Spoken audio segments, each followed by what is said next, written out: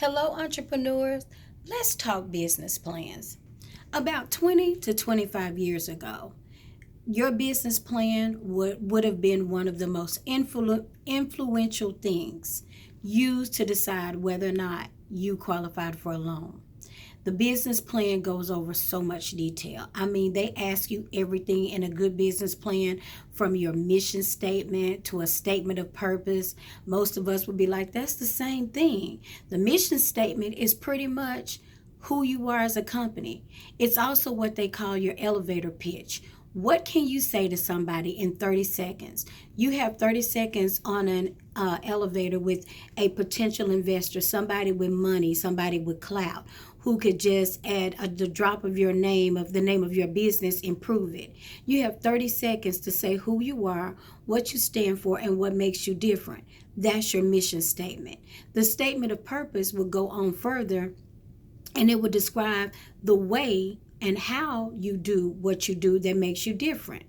Because what people who fund businesses, financial advisors, financial investors, what they understand is that no matter what your business is, there's competition. Unless you're somebody like Amazon and Google and you kind of grow so fast. But anyway, I digress. Let's get back to the point. The point is that there's competition. And in order for you to do and to be great, you're going to have a niche. You're going to have to know your niche, know your market. It'll ask you about your target market. It would ask you about your pricing. It's going to ask you everything on a good business plan. And about 20 to 25 years ago, it was the thing. You would have people to write you a good business plan. You walk into the bank, and most people, just assume your credit was good.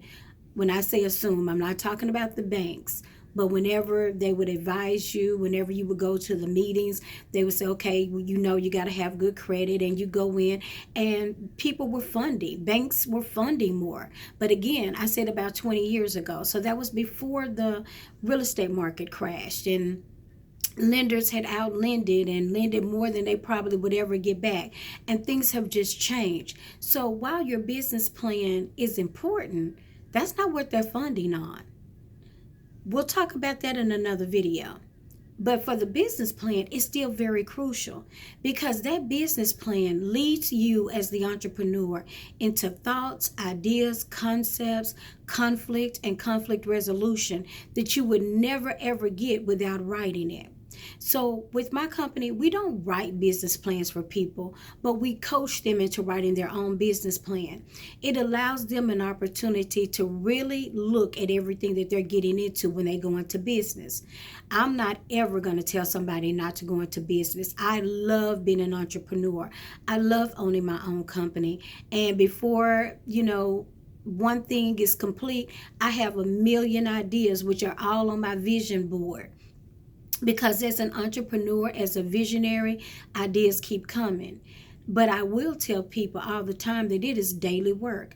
You have to do it even when you don't feel like it. And you've got to think about everything. When you're out and you're promoting your business, and as soon as you get a customer, there's excitement.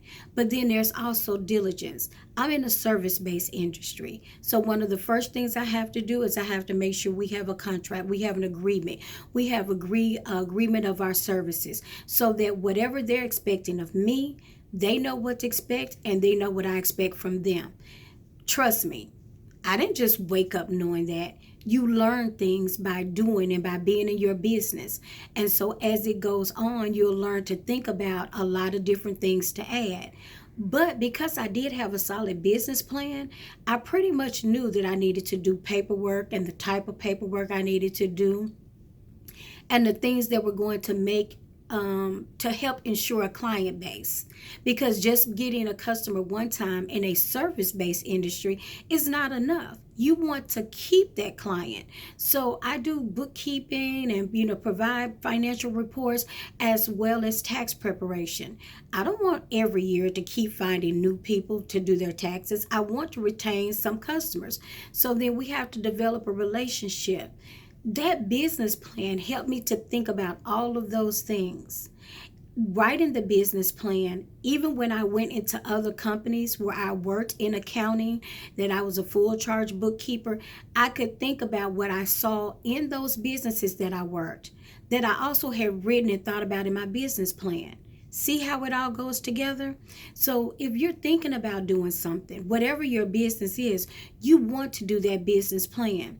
Some people said it made them depressed because it was like, oh, there's so much and I didn't think about this, and so I gave up. That means that you were not ready for it anyway. So the business plan really did you a favor.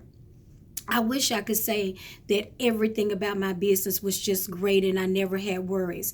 No, as a business owner, I have to maintain and manage so much more than I ever did before because you're adding to your plate. Yeah, you might say, well, at least I have my own time. Guess what? You don't feel that until after your business is successful and you're able to hire someone, which brings on more problems. Somebody else to manage, somebody else to pay, somebody else to make sure and check behind. So this is not an easy thing, but that business plan will help you to weed out and to think about the things that you can do as an entrepreneur and the things that you can hire someone to do. It's been your girl, the Queen Bee of Doing Business Better.